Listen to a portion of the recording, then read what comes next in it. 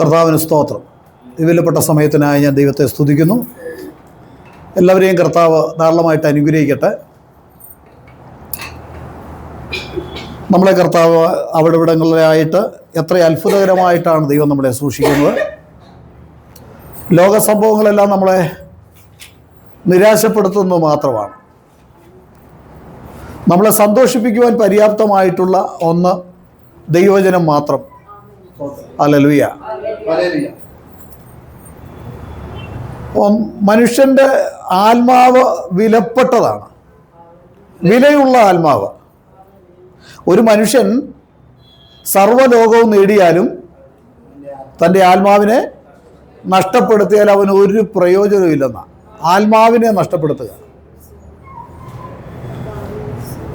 മനുഷ്യന് ആത്മാവുണ്ടെന്ന് ഒരു കൂട്ടം മതങ്ങൾ വിശ്വസിക്കുന്നില്ല. ക്രിസ്ത്യാനികൾ എന്ന് പറയുന്ന ഒരു വിഭാഗം ആൾക്കാർ മനുഷ്യന് ആത്മാവുണ്ടെന്ന് വിശ്വസിക്കുന്നില്ല. മനുഷ്യന് സംഭവിക്കുന്നതും മൃഗങ്ങൾക്ക് സംഭവിക്കുന്നതും എല്ലാം തുല്യമാണ്, ഒന്നാണ്. മനുഷ്യന് പ്രത്യേക വിശേഷതയൊന്നുമില്ല എന്ന് അവർ ജനങ്ങളെ പഠിപ്പിക്കുന്നു. അതും വചനമെടുത്താണ് പഠിപ്പിക്കുന്നത്. നിങ്ങൾ കണ്ടിട്ടുണ്ടോ അങ്ങനെയുള്ള വചനം? മനുഷ്യന് ഭവിക്കുന്നു തന്നെ മൃഗങ്ങൾക്ക് ഭവിക്കുന്നു, രണ്ടിനും പ്രത്യേക വിശേഷതയൊന്നുമില്ല, രണ്ടിൻ്റെയും ഗതി ഒന്ന് തന്നെ. മനുഷ്യൻ്റെ ആത്മാവ് മുകളിലോട്ട് പോകുന്നു, ആർക്കറിയാം? ഉണ്ടോ വാക്യം? സഭാപ്രസംഗം ഒന്ന് വായിച്ചേ, വാക്യം ഒന്ന് വായിച്ചേ. ആ വാക്യമാണ് ഈ മതക്കാരെടുക്കുന്നത്. ആ മതത്തിൻ്റെ പേര്, ആ മതമെന്ന് പറഞ്ഞാൽ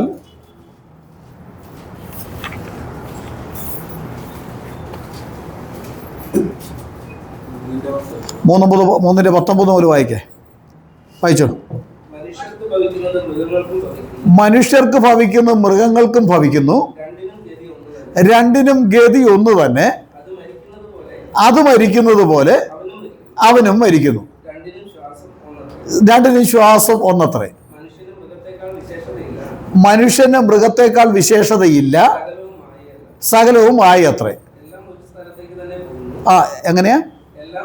എല്ലാം ഒരു സ്ഥലത്തേക്ക് തന്നെ പോകുന്നു, എല്ലാം പൊടിയിൽ നിന്നുണ്ടായി, എല്ലാം വീണ്ടും പൊടിയായി തീരുന്നു. പിന്നെ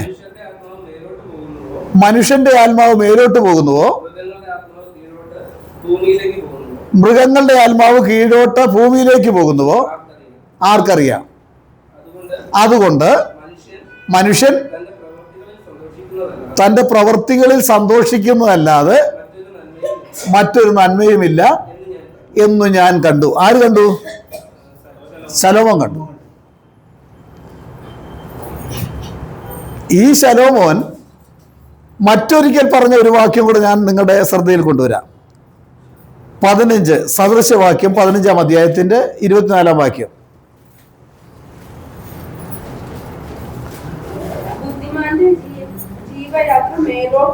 ബുദ്ധിമാന്റെ ജീവയാത്ര മേലോട്ടാകുന്നു, കീഴെയുള്ള പാതാളത്തെ അവൻ ഒഴിഞ്ഞു പോകുന്നു. ബുദ്ധിമാന്റെ ജീവിതയാത്ര എങ്ങോട്ടാ? മുകളിലേക്കാണ്. കീഴെയുള്ള പാതാളത്തെ ഒഴിഞ്ഞു പോകുന്നു എന്ന് പഠിപ്പിച്ച അതേ സോളമൻ പിന്നെ ഒരിക്കൽ പറയുക, മനുഷ്യന്റെ ആത്മാവ് മുകളിലേക്ക് പോകുന്നു, മൃഗങ്ങൾക്ക് ആത്മാവില്ല, മൃഗങ്ങളുടെ ആത്മാവ് കീഴോട്ട് പോകുന്നുവോ ആർക്കറിയാം? രണ്ടിനും ഗതി ഒന്ന് തന്നെ. അതുകൊണ്ട് ഈ ലോകത്തിൽ അടിച്ചു പൊളിച്ച് സുഖിച്ച് ജീവിക്കുന്നതിനേക്കാൾ വലിയ നന്മയൊന്നുമില്ല.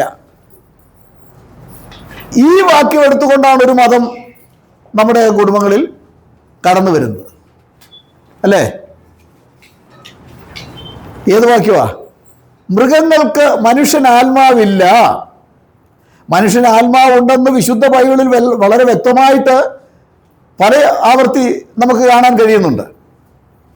ഒരു മനുഷ്യൻ സർവ്വലോകവും നേടിയാലും തൻ്റെ ആത്മാവിനെ നഷ്ടമാക്കിയാൽ അവനെന്ത് പ്രയോജനം? ഇനി സഭാപ്രസംഗി എടുത്തേ, അതിൻ്റെ 12-ാം അധ്യായം എടുത്തേ. സഭാപ്രസംഗി 12-ാം അധ്യായം.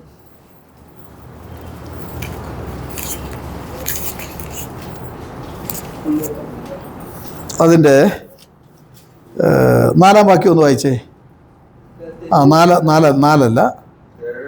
7. ആ, ആത്മാവ് അതിനെ നൽകിയ ദൈവത്തിന്റെ അടുക്കിലേക്ക്. ഇതാരെഴുതുക? ശലോമോൻ തന്നെ. ഈ പുള്ളിക്കാരൻ എന്ത് പറ്റിയതാ?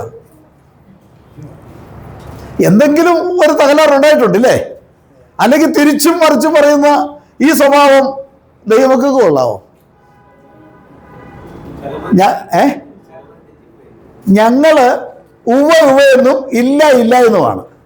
തനിക്ക് പറ്റിയ തെറ്റ് ഞാൻ പറയാം. പരസ്പര വിരുദ്ധമായിട്ട് സംസാരിക്കുന്ന ഈ മനോഭാവം, ആ തെറ്റിന്റെ കാരണം എന്താണെന്ന് നമുക്കൊന്ന് നോക്കാം. നമുക്ക് 1 രാജാക്കന്മാർ 11-ാം അധ്യായത്തിന്റെ 3-4 വാക്യം വായിച്ചേ. 1 രാജാക്കന്മാർ 11-ന്റെ 3-4 വാക്യം. അവന് 700 കുലീന പത്നികളും 300 വെപ്പാട്ടികളും ഉണ്ടായിരുന്നു, 1000 പേര്. ആ, അവന്റെ ഭാര്യമാർ അവന്റെ ഹൃദയത്തെ വശീകരിച്ച് കളഞ്ഞു. എങ്ങനെയെന്നാൽ പ്രായം ചെന്ന് കഴിഞ്ഞപ്പോ അന്യദേവന്മാരിലേക്ക് വശീകരിച്ചു.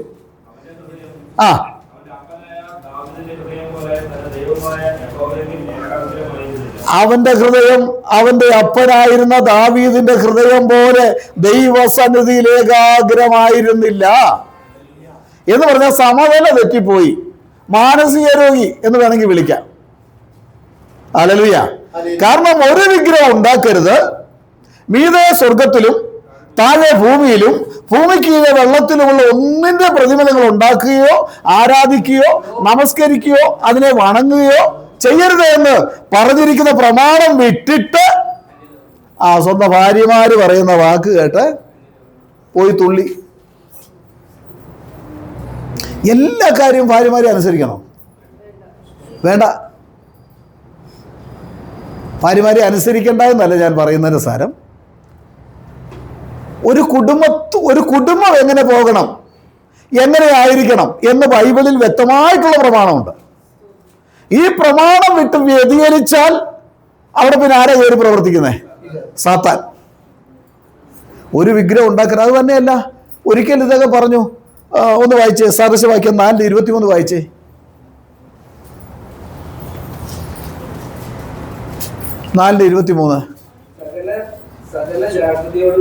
സകല ജാഗ്രതയോടും കൂടെ നിന്റെ ഹൃദയത്തെ കാത്തുകൊള്ളുക. നോക്ക്, ഇതാര് പറഞ്ഞതാ? ശലോമോൻ പറഞ്ഞത് നിന്റെ ഹൃദയത്തെ സകല ജാഗ്രതയോടും സൂക്ഷിക്കണം. ജീവന്റെ ഉത്ഭവം അതിൽ നിന്നാണ് വരുന്നത്. അതിൽ ആവശ്യമില്ലാത്തൊന്നും കയറരുത്, ആവശ്യമില്ലാത്തൊക്കെ വലിച്ചു വെക്കരുത്, ആവശ്യമില്ലാത്ത ഇടത്തേക്ക് നിന്റെ ഹൃദയം ചാഞ്ഞു പോകരുത്. ഇതൊക്കെ ആര് പഠിപ്പിച്ചതാ? അതേ ശലോമോൻ പറയാ, നീ ഇനി സൂക്ഷിക്കുമൊന്നും വേണ്ട, നിനക്ക് ഇഷ്ടമുള്ള അടിപൊളിയായിട്ട് ജീവിച്ചു. മൃഗങ്ങൾക്കും മനുഷ്യർക്കും എല്ലാം ഒരുപോലെ സംഭവിക്കുന്നു. മനുഷ്യന്റെ ആത്മാവ് മുകളിലേക്കും മൃഗങ്ങളുടെ ആത്മാവ് പാതാളത്തിലേക്കും പോകുന്നു. ആർക്കറിയാം? ഹല്ലേലൂയ. നീതിമാന്റെ ജീവിതയാത്ര മുകളിലേക്കാണ്, കീഴിലുള്ള പാതാളത്തെ ഒഴിഞ്ഞു പോകുന്നവനാണ് നീതിമാൻ എന്ന് പഠിപ്പിച്ച ശലോമോന് പറ്റിയ തെറ്റ് തന്റെ ഭാര്യമാര് വിഗ്രഹാരാധനയിലേക്ക് വലിച്ചിഴച്ചപ്പോൾ അങ്ങോട്ട് ഏൽപ്പിച്ചു കൊടുത്തു. മാനത്തോടിരിക്കുന്ന മനുഷ്യൻ വിവേകഹീനനായാൽ നശിച്ചു പോകുന്ന മൃഗങ്ങൾക്ക് തുല്യന. ഹല്ലേലൂയ. ഏറ്റവും വിലപ്പെട്ടത് ആത്മാവാകട്ടോ. യേശു എന്നെ പറഞ്ഞു, എൻ്റെ ആത്മാവിനെ കൈക്കൊള്ളണമേ എന്ന് പറഞ്ഞു, അല്ലേ? നിങ്ങളുടെ ആത്മാവിൽ നിങ്ങൾ ആരാധിക്കുന്ന ദൈവം എന്ന് പറയുകയാണ്. നമ്മുടെ ആത്മാവിൽ നമ്മൾ ആരാധിക്കുക. ദൈവത്തെ എങ്ങനെയാണ്? ആത്മാവിലും സത്യത്തിലും ആരാധിക്കണം. ഹല്ലേലൂയ. ദൈവത്തിന് സ്തോത്രം. സങ്കീർത്തനക്കാരനെ ദാവീദ് ചോദിക്കുക, തന്റെ ആത്മാവിനോട് ചോദിക്കുക. എന്താ ചോദിക്കുന്നത്? എൻ്റെ ആത്മാവേ, നീ വിഷാദിച്ച ഉള്ളിൽ ഞരങ്ങുന്നതെന്ത്? നീ പ്രത്യാശ വെക്കേണ്ട ഒരുവനുണ്ട്. നീ ദൈവത്തിൽ പ്രത്യാശ വെച്ചോ. നീ ദൈവത്തിൽ ആശ്രയിച്ച് മുൻപോട്ട് പോയിക്കോ. നിനക്ക് പരാജയം ഉണ്ടാകുകയില്ല. നീ ദൈവത്തിൽ ആശ്രയിച്ചില്ലെങ്കിൽ, നീ പണത്തിലാണ് ആശ്രയിക്കുന്നതെങ്കിൽ അവിടെ നിന്നെ പരാജയത്തിലേക്ക് കൊണ്ടുപോകും. നല്ല മനുഷ്യര് 1-2 പേര്, നല്ല മനുഷ്യൻ അവരോട് ഇടപെട്ടിട്ടുള്ളവരൊക്കെ പറയുന്നത് കേട്ടോ. കഴിഞ്ഞ ദിവസം മരിച്ച ആരാ? CJ റോയ്. ധനവാൻ. മറ്റൊരു വ്യക്തി നമ്മൾ മിക്കവാറും പറയുന്ന വയനാട്ടിലെ കപ്പൽ ജോയി. ഇത് റോയി, അത് ജോയി. അദ്ദേഹം എന്ത് ചെയ്യുകയായിരുന്നു? ദുബൈയിൽ നിന്ന് വലിയ കെട്ടിടത്തിൽ നിന്ന് താഴേക്ക് ചാടി മരിച്ചു. നല്ല മനുഷ്യനായിരുന്നു, കടമൊന്നുമില്ലായിരുന്നു, പാവങ്ങളെയൊക്കെ സഹായിക്കുമായിരുന്നു, ഒത്തിരി പേർക്ക് ഉപകാരം ചെയ്ത വ്യക്തിയായിരുന്നു. ഈ റോയിയും അതുപോലെ പലർക്കുമൊക്കെ സഹായം ചെയ്യുന്ന വ്യക്തിയാണ്. നിമിഷ നേരം കൊണ്ട് തന്നെ പിടിച്ചു നിൽക്കാൻ കഴിഞ്ഞില്ല. എത്ര ധൈര്യശാലിയാണെങ്കിലും എത്ര ശക്തന്മാരാണെങ്കിലും നമുക്കൊന്നും ചില പ്രതിസന്ധിയുടെ ഘട്ടത്തെ അഭിമുഖീകരിക്കാൻ എനിക്കും നിങ്ങൾക്കും നമ്മുടെ സ്വന്തം കഴിവുകൾ കൊണ്ട്, നമ്മുടെ പണം കൊണ്ട്, നമ്മുടെ പാരമ്പര്യം കൊണ്ട്, അതുപോലെ നമ്മുടെ പദവികൾ കൊണ്ട്, അതുപോലെ നമുക്ക് നമ്മുടെ സ്വാധീനം കൊണ്ട് പിടിച്ചു നിൽക്കാൻ കഴിയില്ല. ഹല്ലേലൂയ. അവിടെ പിടിച്ചു നിൽക്കണമെങ്കിൽ കരുത്തനായ ഒരുവനുമായിട്ടുള്ള ഒരു ബന്ധം സ്ഥാപിച്ചേ പറ്റൂ. അങ്ങനെയുള്ളവരാ ബുദ്ധിമാന്മാരില്ലേ? യഹോവയെ അന്വേഷിക്കുന്നവരാ ബുദ്ധിമാന്മാര്. എനിക്ക് തോന്നുന്നു നമ്മൾ കുറ്റം പറയാൻ പാടില്ല. പിടിച്ചു നിൽക്കാൻ കഴിഞ്ഞില്ല, ഒരിക്കലും മരിക്കരുത്. മരിക്കരുതായിരുന്നു, താൻ പിടിച്ചു നിൽക്കണം. അവിടെ നമ്മുടെ കണ്ണമാലിയിലെ നമ്മുടെ ഒരു സഹോദരൻ ഉണ്ടായിരുന്നു, മരിച്ചുപോയി. അദ്ദേഹം സാമ്പത്തികമായിട്ടൊക്കെ വളരെ വളരെ സാർ കുഞ്ഞുങ്ങളെ നിലത്തിരിക്കുക കേട്ടോ.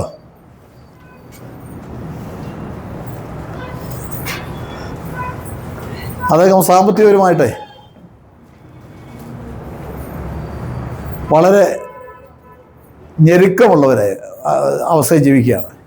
ഈ സന്ദർഭത്തിൽ സ്വന്തം പെങ്ങൾ വന്ന് പറഞ്ഞു, എടാ ജോണെ, പിടിച്ചു നിൽക്കാൻ പറ്റുന്നില്ലടാ, പിടിച്ചു നിൽക്കാൻ പറ്റുന്നില്ല, പിടിച്ചു നിൽക്കാൻ പറ്റുന്നില്ലെന്ന്. അപ്പം അതിനേക്കാൾ പിടിച്ചു നിൽക്കാൻ പറ്റാത്ത നിലയിലാണ് ഇദ്ദേഹം വിശ്വാസിയാണ്.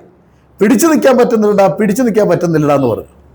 പറഞ്ഞ പുള്ളി പറഞ്ഞു, അങ്ങനെയെങ്കിൽ വേണ്ട, നമ്മുടെ അപ്പം കണ്ടിട്ട് കുറച്ച് പരുത്തിക്കുറ്റികളൊക്കെ വേണ്ട, ആ കുറ്റിയെ പിടിച്ച് മുറുകെ പിടിച്ച് നിന്നോളാൻ പറഞ്ഞു. ഏതാ ഒരു മരത്തെ പിടിച്ച് മുറുകെ പിടിച്ച് നിന്നോളാൻ പറഞ്ഞു. മരത്തെ പിടിച്ച് നിൽക്കാൻ പറ്റുമോ?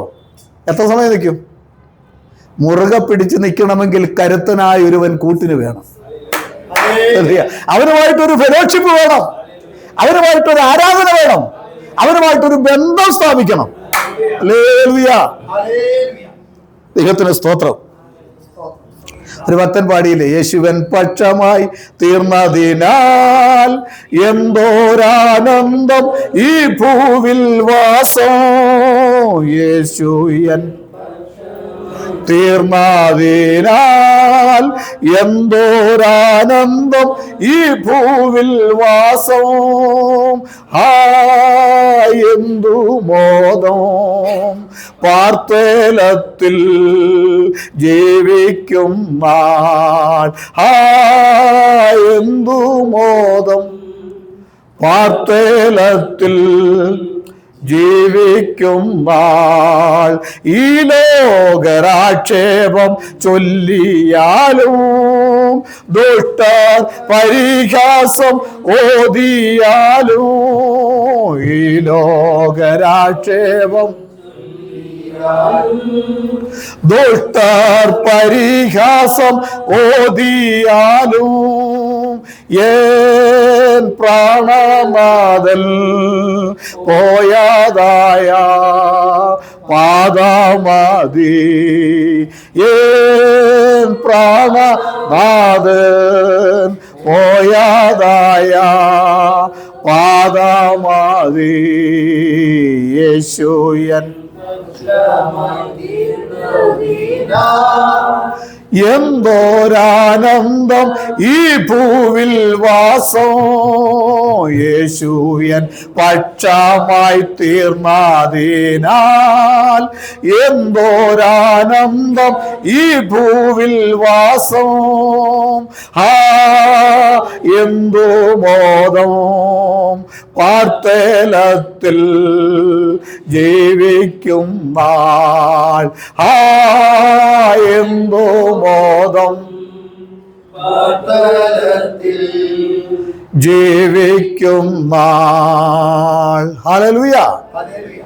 കർത്താവുമായിട്ടൊരു വലിയ ബന്ധം സ്ഥാപിച്ചിരിക്കുന്ന വ്യക്തികളാണ് ഈ ലോകത്തിൽ ഭാഗ്യവാന്മാര്. അവർക്ക് മാത്രമേ പ്രതിസന്ധിയെ അതിജീവിക്കാൻ കഴിയൂ. ഒരിക്കലും അവർ അവസരവാദികൾ ആയിരിക്കയില്ല. ഒരിക്കൽ പറഞ്ഞത് ഉവ്വ എന്ന് പറഞ്ഞാൽ ഉവ്വെന്ന് തന്നെ ആയിരിക്കും. അപ്പോസ്തലന്മാർ അങ്ങനെയുള്ളവരായിരുന്നു അല്ലേ? അപ്പോസ്തലന്മാർ പറഞ്ഞു ഞങ്ങൾ പറയുന്നത് ഉവ്വയെന്നും ഇല്ല ഇല്ലെന്നുമാണ്. ഇന്ന് ഉവ്വെന്ന് പറഞ്ഞിട്ട് നാളെ ഇല്ലെന്ന് പറയുന്ന പാർട്ടികളല്ല അവർ. ഇവിടെ ശലോമോൻ അങ്ങനെ കുഴപ്പം പറ്റി.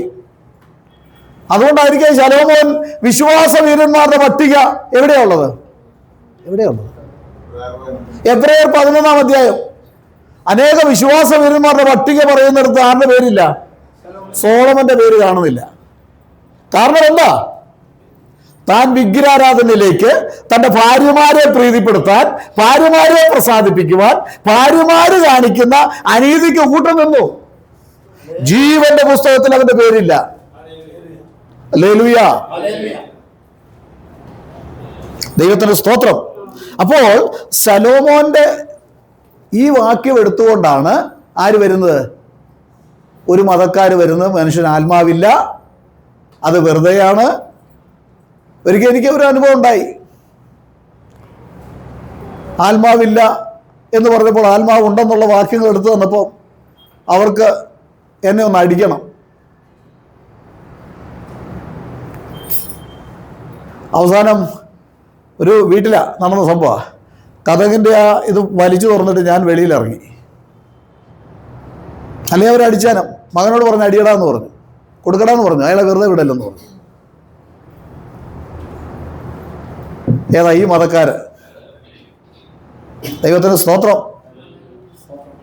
അപ്പോസ്തലനായ പൗലോസ് പറയുന്നു, ഞാൻ ആരെ വിശ്വസിച്ചിരിക്കുന്നുവെന്ന് ഞാൻ അറിയുന്നു, അവൻ എൻ്റെ ഉപനിധിയാണ്, ആ ദിവസം വരെ സൂക്ഷിപ്പാൻ അവൻ ശക്തനാണെന്ന് ഞാൻ ഉറച്ചിരിക്കുകയാണ്. ദൈവമക്കൾ, നമ്മൾ ഒരു നല്ല മാതൃകയുള്ള കുടുംബജീവിതം നയിച്ചോണം കേട്ടോ.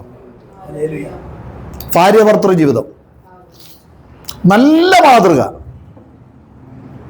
ശത്രുവിന് നമ്മളെക്കുറിച്ച് യാതൊരു അപവാദവും പറയാൻ പറ്റില്ലാത്ത വിധം വിശുദ്ധ ബൈബിളിന് അടിസ്ഥാനമായി നമ്മെ ഏൽപ്പിച്ചു കൊടുക്കണം. കാരണം നമുക്കിവിടെ ഒരു 10, 50, 60, 70, 80 വയസ്സ് വരെ ജീവിച്ച് അടിപൊളിയായിട്ട് ജീവിച്ചിട്ട് നശിക്കുക എന്നുള്ളതല്ല നമ്മുടെ ലക്ഷ്യം. നമ്മുടെ ലക്ഷ്യം എന്താ? ഹല്ലേലൂയ. ഞങ്ങളുടെ പൗരത്വമോ സ്വർഗത്തിലാകുന്നു, അവിടെ നിന്ന് അവൻ കടന്നു വരും. നമ്മുടെ ക്രിസ്ത്യാനിത്വം കൊണ്ട് ഇന്ന് ഉള്ള പല സമൂഹങ്ങളുടെയും പ്രവർത്തികളും രീതികളും തമ്മിലടിയും അധികാര വടംവലിയും അധികാര കസർത്തും അങ്ങോട്ടും ഇങ്ങോട്ടുമുള്ള ഏറ്റുമുട്ടലും അസഭ്യവർഷവും എല്ലാം കേട്ട് കഴിയുമ്പോൾ അവർ ഈ അധികാരം കിട്ടാൻ വേണ്ടി കാണിക്കുന്ന പ്രഹസനങ്ങളൊക്കെ കണ്ടു കഴിഞ്ഞാൽ നമുക്ക് വലിയ വലിയ ദുഃഖം മാത്രമാണ് കടന്നു വരുന്നത്. കാരണം എന്താ?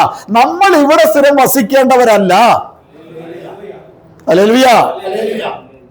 നമ്മുടെ കാരണന്മാർ, അപ്പന്മാർ, അമ്മമാരും ഇവിടെ ഉള്ളവരുണ്ട്, നിങ്ങളുടെയൊക്കെ ഉണ്ട്. എൻ്റെ അപ്പനും അമ്മയും ഇവിടെ ഇല്ല. അതുപോലെ നിങ്ങളുടെ അപ്പൻ്റെ മാതാപിതാക്കളുടെ നിങ്ങളുടെ അപ്പൻ്റെ അപ്പന്മാരോ മുകളിലുണ്ടായിരുന്നു നമ്മുടെ ആ ജനറേഷൻ, അവരൊന്നും ഇല്ലിപ്പോൾ. അവരെല്ലാം പോയി അതിനോടുകൂടെ ജീവിതം അവസാനിക്കുകയല്ല ചെയ്യുന്നത്. ഈ കക്ഷികൾ ഈ ആത്മാവില്ല, മനുഷ്യന് ആത്മാവില്ല, മൃഗത്തിനും മനുഷ്യനും ഒന്നുപോലെ ഭവിക്കുന്നു എന്ന് പറയുന്ന അടിച്ചു പൊളിച്ച് ജീവിച്ചു, അതാണ് ഏറ്റവും നല്ലത് എന്ന് പറയുന്ന ഈ പാർട്ടികൾ ബൈബിൾ എടുത്തുകൊണ്ട് നടക്കുന്നുണ്ട്.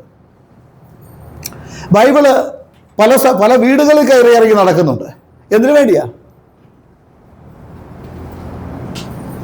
ആത്മാവില്ലെങ്കിൽ പിന്നെ ഈ അധ്വാനിക്കേണ്ട കാര്യമല്ലോ ഉണ്ടോ? മൃഗം ചാകുന്നത് പോലെ മനുഷ്യനും അത്രയേ ഉള്ളൂ എന്ന് പറയുന്നുവെങ്കിൽ പിന്നെ ഇതിന്റെ പുറകെ അധ്വാനിക്കേണ്ട വല്ല കാര്യമുണ്ടോ? ഒന്നുമില്ല. നമ്മൾ എന്തുകൊണ്ടാണ് ഈ കർത്താവിന്റെ മഹത്വമുള്ള വേലയിൽ ത്യാഗം ചെയ്യുന്നത്, പ്രവർത്തിക്കുന്നത്? നമുക്കറിയാം, നമ്മുടെ ഈ ശരീരമല്ല നാം, ഈ ശരീരമല്ല ഈ സംസാരിക്കുന്ന വ്യക്തി. ഇതിന്റെ ഉള്ളിൽ ഒരു ആത്മീയ മനുഷ്യനുണ്ട്, ഉള്ളിലൊരു മനുഷ്യനുണ്ട്.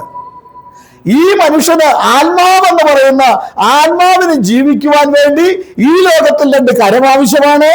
2 കാലാവശ്യമാണ്, ഒരു ശരീരം ആവശ്യമാണ്, തല ആവശ്യമാണ്, മറ്റുള്ള അവയവങ്ങളെല്ലാം ആവശ്യമാണ്. ഹല്ലേലൂയ. ഇതെല്ലാം ഇവിടെ ഉപേക്ഷിച്ച് ഒരു ദിവസം നമ്മൾ ഇവിടുന്ന് പോയേ പറ്റൂ, മതിയാകൂ. ഹല്ലേലൂയ. ഇവിടെ നമ്മൾ പോകണം. ഇവിടെ താൽക്കാലികമായിട്ടുള്ള വാസികളാണ്. അല്പകാലം മാത്രം ഈ ഭൂവിലെ വാസം സ്വർപ്പുരമാണെന്റെ നിത്യമാം വീട്, എന്റെ നിത്യമാം വീട്. അല്പകാലം. ഹല്ലേലൂയ. എന്റെ നിത്യമാം വീട്. എൻ പ്രയാണകാലം 4 വിരൽ നീളം ആയതിൻ പ്രതാപം കഷ്ടത മാത്രം. എൻ പ്രയാണകാലം 4 വിരൽ നീളം ആയതിൻ പ്രതാപം. ഓ ഞാൻ പറന്നു വേഗം പ്രിയനോട് ചേരും, വിൺമഹിമ പ്രാപിച്ചെന്നും വിശ്രമിച്ചിടും, എന്നും വിശ്രമിച്ചിടും. ഞാൻ പറന്നു. ഹല്ലേലൂയ.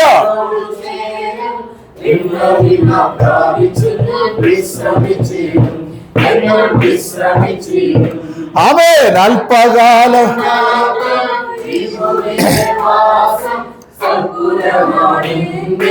നിത്യമാം വീട്, എന്റെ നിത്യമാം വീട്. ആമേൻ. നാടു വിട്ടു വീടു വിട്ടു നാമതയാ കൂട്ടം വിട്ടു കാഠിന്യമാം ശോധനയിൽ യാനം ചെയ്തോരാം. നാടു വിട്ടു വീടു വിട്ടു നാമതയാ കൂട്ടം വിട്ടു കാഠിന്യമാം ശോധനയിൽ കൂടിയൊന്നായി വാഴാൻ വാഞ്ചിച്ചെത്ര നാളായി, കാരുണ്യവാൻ പണി കഴിച്ച കൊട്ടാരം തന്നിൽ, ആ കൊട്ടാരം തന്നിൽ. അവൻ കൂടിയൊന്നായി വാഴാൻ വാഞ്ചിച്ചെത്ര നാളായി, കാരുണ്യവാൻ പണി കഴിച്ച കൊട്ടാരം തന്നിൽ, ആ കൊട്ടാരം തന്നിൽ. അല്പകാലം മാത്രം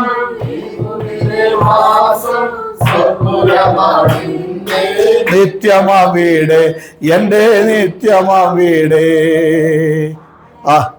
ഹല്ലേലൂയ. ദൈവത്തിന് സ്തോത്രം. അപ്പൊ നമ്മുടെ പൗരത്വം ഇവിടുന്നുമല്ല, തൽക്കാലത്തിനുണ്ട്, എങ്കിൽ തന്നെയും നമ്മളുടെ പൗരത്വം സ്വർഗത്തിലാണ്. അവിടേക്ക് പോകാനുള്ള ഒരുക്കത്തിന് വേണ്ടി വേണം ദൈവത്തെ ആരാധിക്കാനായിട്ട് കടന്നു വരാൻ. അവിടെ പോകാനുള്ള ഒരുക്കത്തോടെ വേണം ജീവിക്കാൻ.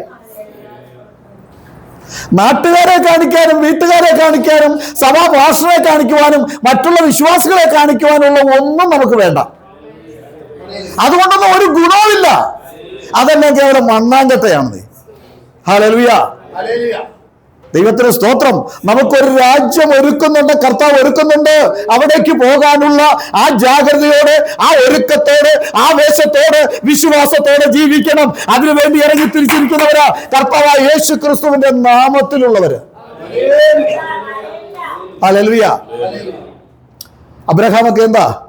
കൂടാരങ്ങളിൽ പാർത്തുകൊണ്ട് ദൈവം ശില്പിയായി നിർമ്മിച്ച അടിസ്ഥാനമുള്ള നഗരത്തിന് വേണ്ടി കാത്തിരുന്ന. അബ്രഹാമിന്റെ കൂടെ ഉണ്ടായിരുന്ന പാർട്ടി ആരാ?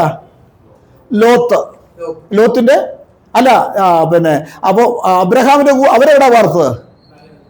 ഒരു പട്ടണത്തിൽ പോയി പാർത്തു. അടിപൊളി ആയിട്ട് പട്ടണത്തിൽ പാർത്തു. അവസാനം ഓടേണ്ടതായിട്ട് വന്നു. അല്ലേ? അബ്രഹാം എവിടെ പാർത്തുന്ന? കൂടാരങ്ങളിൽ പാർത്തു. 2 വ്യത്യാസം നോക്കിയേ. അബ്രഹാം കൂടാരങ്ങളിൽ പാർത്തുകൊണ്ടിരിക്കുമ്പോ 3 ദൂതൻ, 3 ഒന്ന് വായിച്ച് ഉൽപ്പത്തി പുസ്തകം 18-ാം അധ്യായത്തിന്റെ 1-ാം വാക്യം മുതൽ വായിച്ചേ. അനന്തരം യഹോവ ആര് പ്രത്യക്ഷനായി? യഹോവ. ആർക്ക്? വായിച്ചു.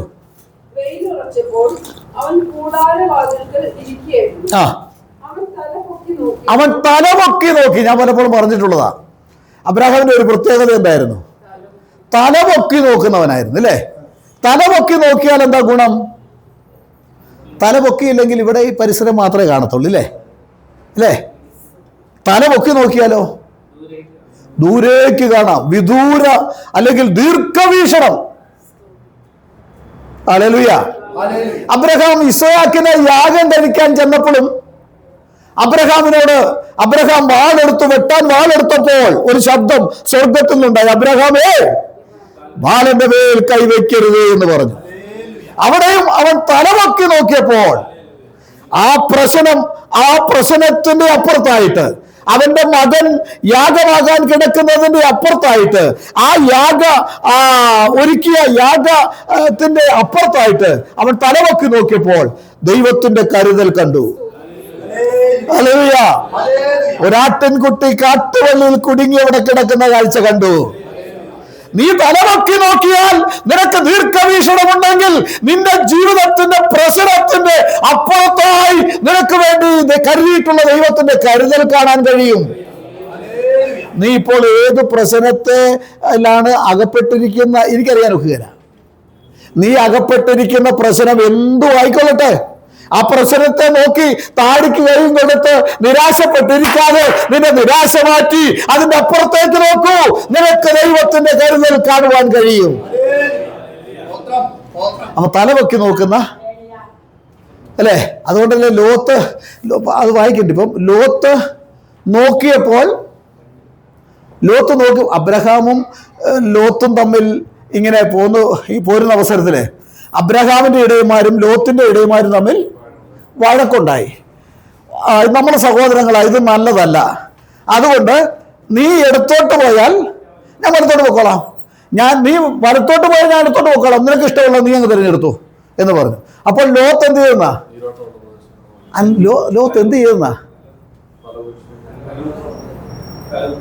ലോത്ത് നോക്കിയപ്പോൾ യോർദാന്റെ തീരമൊക്കെ നല്ല അടിപൊളിയായിട്ട് പണം ഉണ്ടാക്കാൻ പറ്റിയ സാഹചര്യമാണ്. നീരോട്ടമുള്ളതാ. ആടുപാടുകളെയൊക്കെ വളർത്തി ഒരു വലിയ കോടീശ്വരനാകാൻ എല്ലാ സാധ്യതയും. ഇന്ന് ആത്മീയത്തിലേക്ക് പലരും പ്രസംഗിക്കാനും സുവിശേഷ രംഗത്തൊക്കെ വരുന്നതിന്റെ ഉദ്ദേശം എന്തുവാ? അമേരിക്കയിൽ പോകാൻ വേണ്ടിയാണ് പ്രാർത്ഥിക്കുന്നത്. പ്രവാചകന്മാർ ആരെങ്കിലും തലയെ കഴിച്ച് പറയുന്ന എന്തുവാ? ഒരു പ്ലെയിൻ യാത്ര ഞാൻ കാണുന്നുണ്ട് കേട്ടോ, അല്ലേ? എന്താ അതിൻ്റെ ഉദ്ദേശം? എന്താ? അവിടെ സുവിശേഷന്മാരില്ലാത്തതുകൊണ്ടാണോ? അല്ല. അപ്പോൾ ഇവിടെ നമുക്ക് മനസ്സിലാക്കാൻ കഴിയുന്നത് അബ്രഹാം ആകട്ടെ തലമൊക്കെ നോക്കുന്നവനാ. ലോത്തോ നോക്കിയപ്പോൾ നിങ്ങളത് വായിച്ചാൽ മതി, വീട്ടിൽ ചെന്ന് വായിച്ചാൽ മതി. ലോത്ത് നോക്കിയപ്പോൾ യോർദാന്റെ തീരം. യോർദാൻ എന്ന് പറഞ്ഞ അർത്ഥം എന്തുവാ? യോർദാൻ മരണത്തിന്റെ തീരങ്ങളിലുള്ള സുഖപ്രദമായിട്ടുള്ള അവസ്ഥയിലേക്കല്ല എന്റെയും നിങ്ങളുടെയും ലക്ഷ്യം. ഈ മരണത്തിനപ്പുറത്തായി നമുക്കൊരു ഭവനം ഒരുക്കുന്നുണ്ട് സ്വർഗത്തിലെ തമ്പുരാൻ. ഹല്ലേലൂയ. ലോത്ത് നോക്കിയപ്പോൾ നീരോട്ടമുള്ള, വേണമെങ്കിൽ ഒന്ന് വായിച്ചു, ഇത് ഭാഗം മറിക്കണ്ട, 18-ാം അധ്യായം മറിക്കരുത്. അപ്പോൾ ലോത്ത് നോക്കി യോർദാൻ അരികെയുള്ള പ്രദേശമൊക്കെയും നീരോട്ടമുള്ളതെന്ന് കണ്ടു. ഒന്ന് പറഞ്ഞേരെ, വാക്യം ഏതാണെന്ന് പറഞ്ഞേരെ. 13:10 വായിച്ചു, ശബ്ദത്തിൽ വായിച്ചു. യഹോവ സോദോമിനെയും ഗൊമോറയെയും നശിപ്പിച്ചതിനു മുമ്പേ അത് യഹോവയുടെ തോട്ടം പോലെയും സോവാർ വരെ മിസ്രയീം ദേശം പോലെയും ആയിരുന്നു. മതി, ഒന്നുകൂടെ വായിച്ചേ. ലോത്ത് അപ്പോൾ അതിന്റെ മുകളിലോട്ട് ഒരു വാക്യം കൂടെ വായിച്ചു. അബ്രഹാം പറഞ്ഞു, ദേശമെല്ലാം നിന്റെ മുൻപാകെ ഉണ്ട്, എന്നെ വിട്ടു പിരിഞ്ഞാലും നീ ഇടത്തോട്ടെങ്കിൽ ഞാൻ വലത്തോട്ട് പോയിക്കോളാം, നീ വലത്തോട്ടെങ്കിൽ ഞാൻ ഇടത്തോട്ട് പോയിക്കോളാം. അപ്പൊ ലോത്ത് നോക്കി, തലമൊക്കെ നോക്കിയതായിട്ടൊന്നും പറയുന്നില്ലേ? ലോത്ത് നോക്കി യോർദാൻ അരികിലുള്ള പ്രദേശമൊക്കെയും കണ്ടു.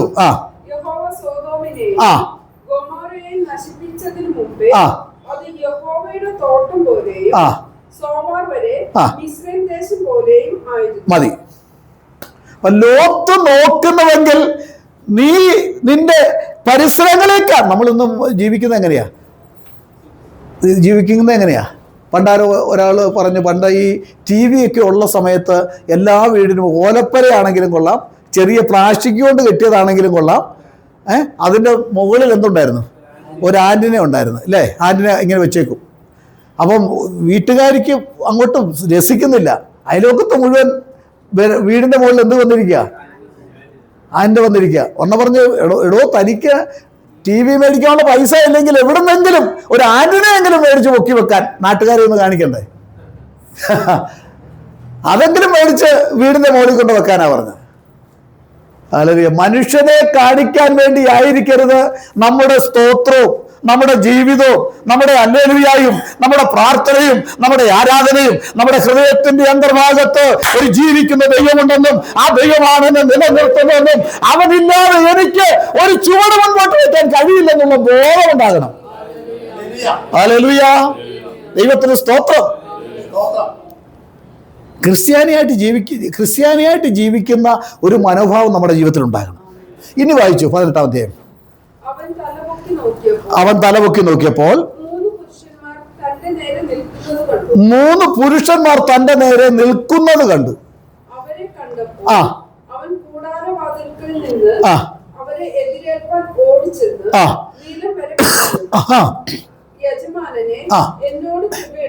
യജമാനനെ എന്നോട് കൃപ. യജമാനനെ എന്നാ പറഞ്ഞത് അല്ലേ? 3 പേരെ കണ്ട സ്ഥിതിക്ക് ന്യായമായിട്ട് എന്ത് വിളിക്കണം? യജമാനന്മാരെ. കാരണം ഇവിടെ പിതാവും പുത്രനും പരിശുദ്ധാത്മാവും വന്നിരിക്കുന്നു അല്ലേ? അതാണ് ആൾക്കാർ പഠിപ്പിക്കുന്നത്. യജമാനനെ എന്നാ വിളിച്ചത്. വായിച്ചേ. എന്നോട് കൃപയുണ്ടെങ്കിൽ അടിയനെ കടന്നു പോകരുത്. ഒരല്പം വെള്ളം കൊണ്ടുവന്ന് നിങ്ങളുടെ കാലുകളെ കഴുകട്ടെ. വൃക്ഷത്തിന് കീഴിൽ ഇരിപ്പിൻ.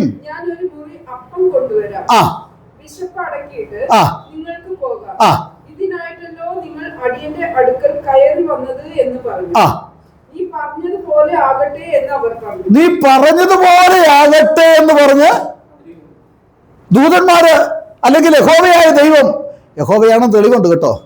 ഇത് 2 ദൂതന്മാരും ഒരാൾ യഹോവയുമായിരുന്നു. 22-ാം വാക്യം വായിച്ചേ, പെട്ടെന്ന് വായിച്ചു, നമുക്കറിയാവുന്ന വാക്യമാണ്. ആ പുരുഷന്മാർ അവിടെ നിന്ന് തിരിഞ്ഞ് സോദോമിലേക്ക് പോയി. അബ്രഹാമോ യഹോവയുടെ സന്നിധിയിൽ നിന്നു. അപ്പൊ ആ പുരുഷന്മാർ ആരായിരുന്നു എന്നറിയണമെങ്കിൽ 19 എന്ന് വായിച്ചേ. 2 ദൂതർ. അപ്പൊ 3 പേര് വന്ന് 2 പേര് സോദോമിൽ എത്തിയുള്ളൂ. ഒരാൾ എന്ത് ചെയ്യും? അബ്രഹാമിന്റെ സന്നിധിയിൽ നിൽക്കുകയാണ്. ഹല്ലേലൂയ, അബ്രഹാമിന്റെ സന്നിധിയിൽ നിൽക്കുകയാണ്. അപ്പോ ഇവിടെ അതന്നല്ല, ഈ 2 പേര് അവിടെ കയറി ചെന്നപ്പം ലോത്ത് വിളിച്ചത് എങ്ങനെയാ?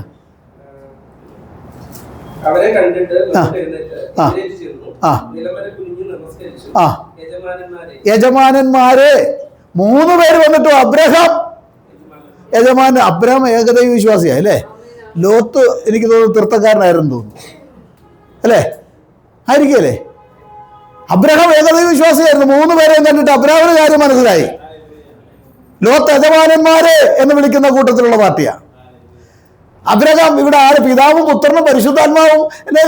പിന്നെ 3 അവസ്ഥകൾ കണ്ടാലും അബ്രഹാമിന്റെ വിശ്വാസവും വിശ്വാസികളുടെ പിതാവായിരിക്കുന്ന അബ്രഹാമിന്റെ മക്കളും എങ്ങനെ വിളിക്കുള്ളൂ?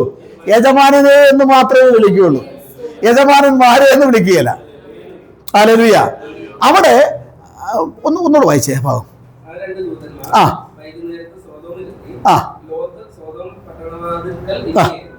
പട്ടണവാതിക്കൽ ഇരിക്കുകയായിരുന്നു, കാറ്റൊക്കെ കൊണ്ടിരിക്കുക പാർട്ടി. അവരെ കണ്ടിട്ട് നിലം വരെ കുനിഞ്ഞ് നമസ്കരിച്ചു. യജമാനന്മാരെ, അടിയന്റെ വീട്ടിൽ വന്ന് നിങ്ങളുടെ കാലുകളെ കഴുകി കാലത്ത് എഴുന്നേറ്റ് നിങ്ങളുടെ വഴിക്ക് പോകുകയുമാകാം. ഞങ്ങൾ ഇവിടെ തന്നെ നിന്നോളാം പറയും. അത് മനസ്സിലായോ? അബ്രഹാമിന്റെ കൂടാരവാതിക്കൽ മരത്തിന്റെ ചുവട്ടിൽ ഇരിക്കാൻ പറഞ്ഞപ്പോൾ സ്വർഗം പറഞ്ഞു, ഞാൻ ഇരിക്കാം മകനെ, ഞാൻ ഇരിക്കാം, കൂടാരത്തിൽ ഞാൻ ഇരിക്കാം. പട്ടണത്തിൽ വലിയ അമ്പരചുംബിയായ സൗധത്തിലേക്ക് വീട്ടിലേക്ക് കയറി വരാൻ പറഞ്ഞപ്പോൾ അവരെന്ത് പറഞ്ഞു? വേണ്ട, ഞങ്ങളിവിടെ തന്നെ, അതാ സുഖം. ദൈവത്തെ വേണ്ടാത്ത, ദൈവ സ്നേഹമില്ലാത്ത, ദൈവീക ആരാധനയില്ലാത്ത ഒരു വലിയ വലിയ കൊട്ടാരത്തിൽ പാർക്കുന്നതിനേക്കാൾ നല്ലത് ദൈവാരാധന വെളിപ്പെടുന്ന മരത്തിന്റെ ചുവടാണെന്ന് ഹല്ലേലൂയ ഇവിടെ വെളിപ്പെടുത്തുകയാ. ഹല്ലേലൂയ. നമ്മൾ വസിക്കുന്ന ഭവനത്തിന്റെ മനോഹാരിതയല്ല, നമ്മുടെ ഹൃദയത്തിന്റെ ശുദ്ധതയാണ് ഇന്ന് പോൽക്കാലം സ്വർഗം നോക്കുന്നത്. ഹല്ലേലൂയ. കൂടാര വാതുക്കൽ യജമാനെ പോകരുതേ എന്ന് പറഞ്ഞപ്പോൾ അങ്ങനെയാകട്ടെ മോനെ, നമ്മുടെ ദൈവത്തിന്റെ കരുണ എത്രയായില്ലേ. ഹല്ലേലൂയ. ഓ, ദൈവത്തിന് സ്തോത്രം. അങ്ങനെയാകട്ടെ മകനെ. ലോത്ത് പറഞ്ഞു അതിനകത്ത് കയറുക എന്ന് പറഞ്ഞു. എന്നാ എന്താ പറഞ്ഞു? വേണ്ട, ഇവിടെ തന്നെ നിന്നോളാമെന്ന് പറഞ്ഞു. ദൈവസ്നേഹമില്ലാത്ത, ദൈവ ആരാധനയില്ലാത്ത കൊട്ടാരത്തെക്കാൾ നല്ലത് ദൈവ ആരാധനയുള്ള കൂടാരമാ, കുടിലുകളാണ്. അബ്രഹാം കൂടാരങ്ങളിൽ പാർത്തു. എന്നിട്ട് ദൈവം ശില്പിയായി നിർമ്മിച്ച ഒരു പട്ടണത്തിന് വേണ്ടി അബ്രഹാം കാത്തിരുന്നു. ഹല്ലേലൂയ. നമ്മളെല്ലാം വിശ്വാസാൽ യാത്ര ചെയ്യുന്നവരാ. നമ്മുടെ ലക്ഷ്യം, ഒന്നാമത്തെ ലക്ഷ്യം ദൈവരാജ്യം തന്നെ ആയിരിക്കണം കേട്ടോ. ഒന്നാമതായി അവന്റെ രാജ്യവും നീതി മനുഷ്യന്, അതോടുകൂടി ഇതൊക്കെ കിട്ടും. നമുക്ക് ആവശ്യമുള്ളതെല്ലാം കിട്ടും. നമ്മളെ തെണ്ടാൻ വിടുന്ന ദൈവമല്ല നമ്മുടെ ദൈവം. ദൈവം ഒരുത്തനെ, ദരിദ്രനെ കുപ്പയിൽ ഉയർത്തുവാൻ ദൈവത്തിന് കഴിയും. ദരിദ്രനെ കുപ്പയിൽ ഉയർത്തുവാൻ. അതുപോലെ വലിയ കോടീശ്വരന്മാരെ തെണ്ടാൻ, കരം നീട്ടാൻ്റെ ഗതികേടിലേക്ക് വരുത്താനും ദൈവത്തിന് സാധിക്കും എന്ന് കൊറോണ കാലം നമ്മളെ പഠിപ്പിച്ചു. ലത്തൂർ പട്ടണത്തിൽ ഭൂകമ്പമുണ്ടായപ്പോൾ അവിടെയുള്ള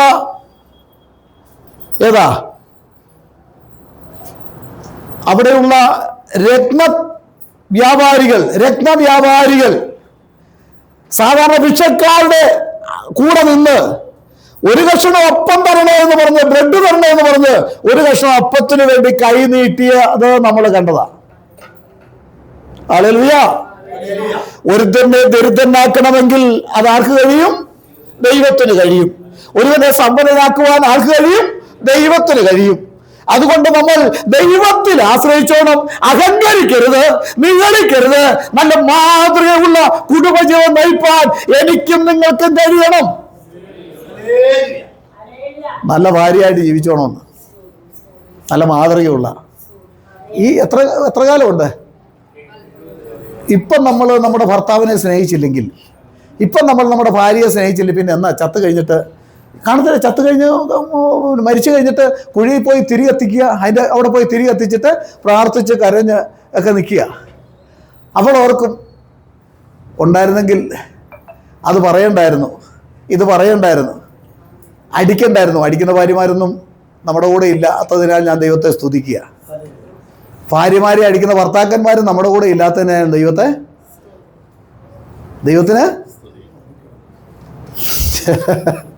ദൈവത്തിന് സ്തോത്രം എന്ന് പറയുമ്പോൾ ആരാ സ്തോത്രം പറയേണ്ടത്? ഞാൻ മാത്രം പറഞ്ഞാൽ മതിയോ?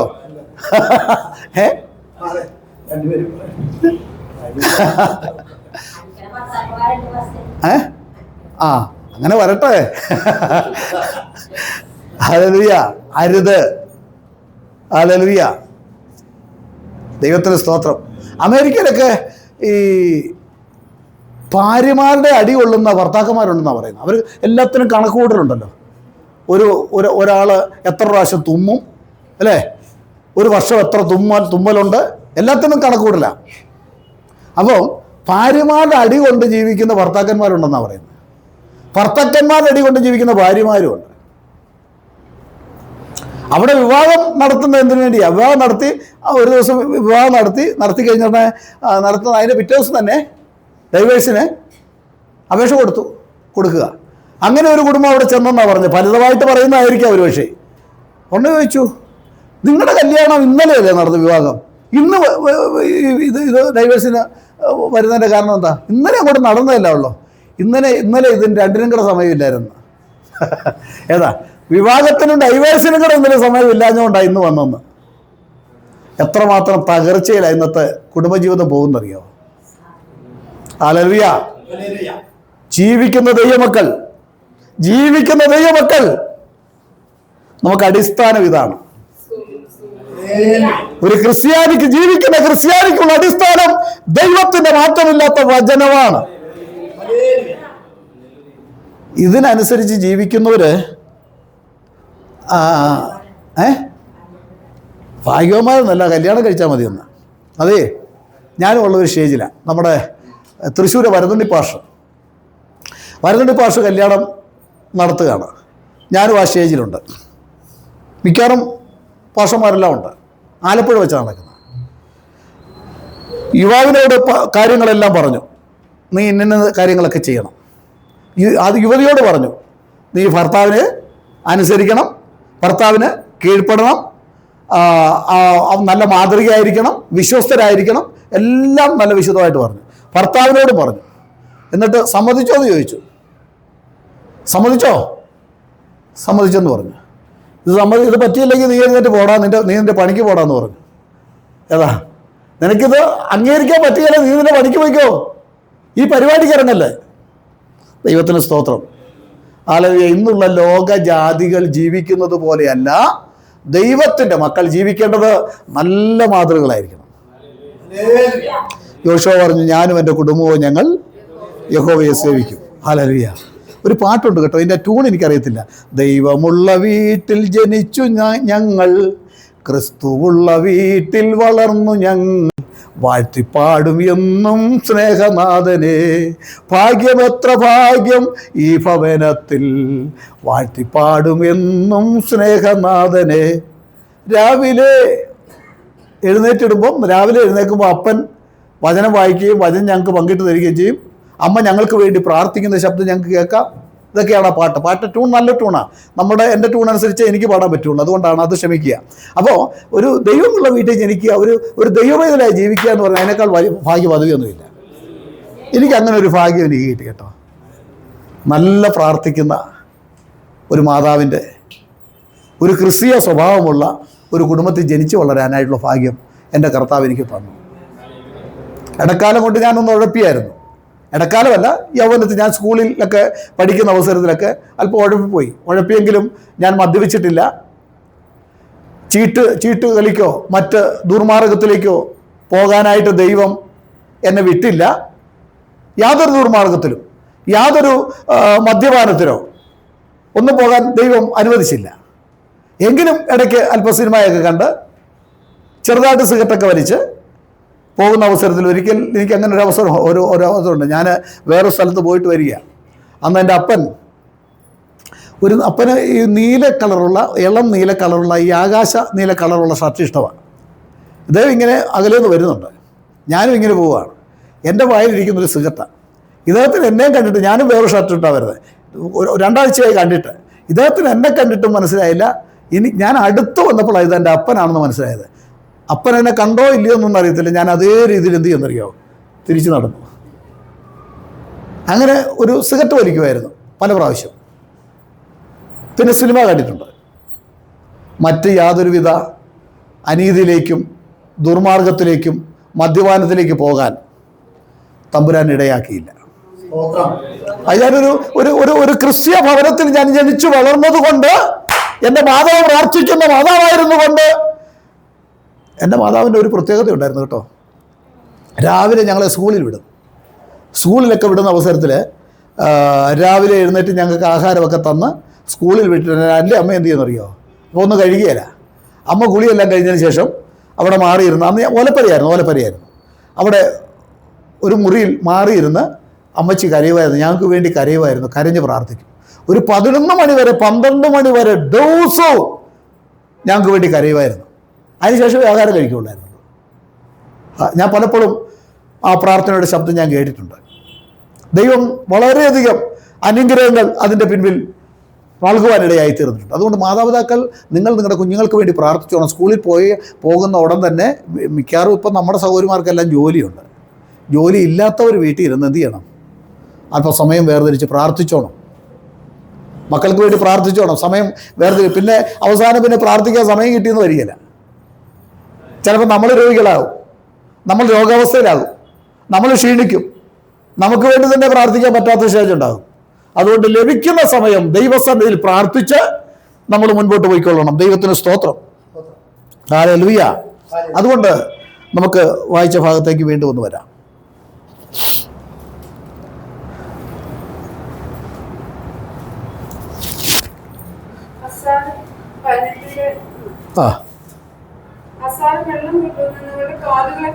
അസാരം വെള്ളം കൊണ്ടുവന്ന് നിങ്ങളുടെ കാലുകളെ കഴുകട്ടെ. ഒരു കാര്യം കൂടെ പറയും. ദൈവം ആർക്കും കടക്കാരനല്ല. ഇവിടെ യഹോവയായ ദൈവം, ഏകദൈവം, ആത്മാവായ ദൈവം അബ്രാഹാമിന്റെ അടുക്കൽ ഒരു മനുഷ്യവേഷത്തിൽ 3 പുരുഷന്മാർ വന്നെന്നാ പറഞ്ഞല്ലേ. പുരുഷവേഷത്തിൽ വന്നപ്പോൾ അബ്രഹാം എന്ത് ചെയ്തു? കാല് കഴുകി. ദൈവം ആർക്കും ആകുകയില്ല. ഈ കടം വീട്ടിയോ? വീട്ടി. എപ്പോൾ?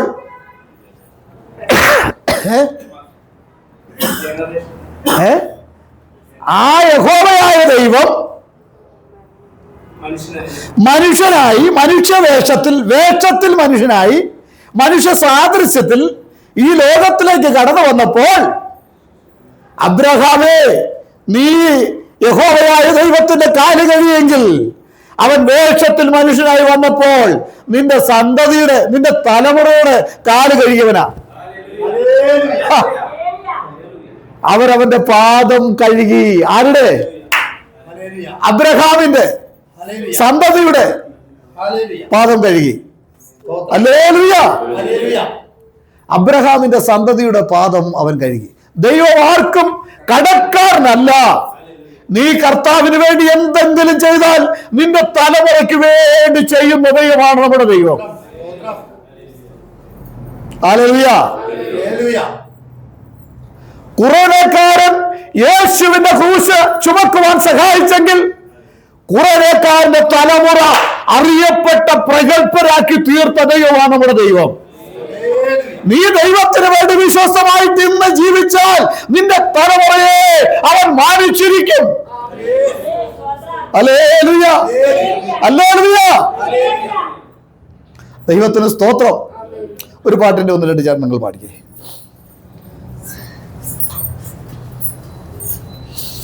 ഹല്ലേലൂയ. ഹല്ലേലൂയ. ആരാധിപ്പാൻ നമുക്ക് കാരണമുണ്ട്, കൈകൊട്ടി പാടാനേറെ കാരണമുണ്ട്. ആരാധിപ്പാൻ നമുക്ക് കാരണമുണ്ട്, കൈകൊട്ടി പാടാനേറെ കാരണമുണ്ട്. ഹല്ലേലൂയ. ഹല്ലേലൂയ. നമ്മുടെ യേശു ജീവിക്കുന്നു. ഹല്ലേലൂയ. ഹല്ലേലൂയ. നമ്മുടെ യേശു ജീവിക്കുന്നു. ഉന്നത വിളിയാൽ വിളിച്ചുയർന്നേ. ഹല്ലേലൂയ. ഹല്ലേലൂയ.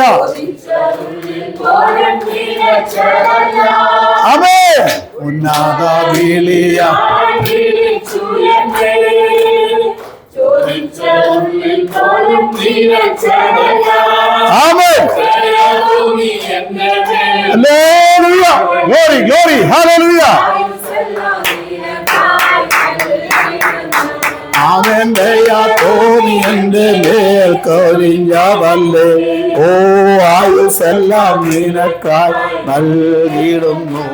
ആമേൻ. ഹല്ലേലൂയ. ഹല്ലേലൂയ. യേശു ജീവിക്കുന്നു.